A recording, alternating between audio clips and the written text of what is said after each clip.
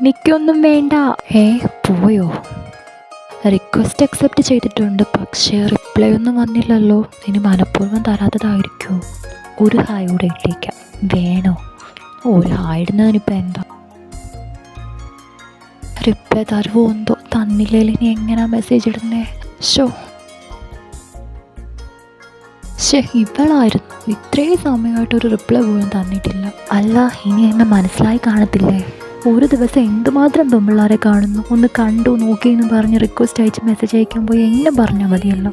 നിർത്തി, ഞാൻ ഇതോടെ നിർത്തി.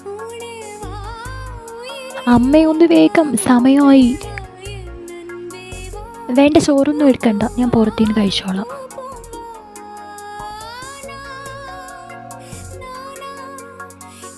ഇതിനെന്താ കുഴപ്പം?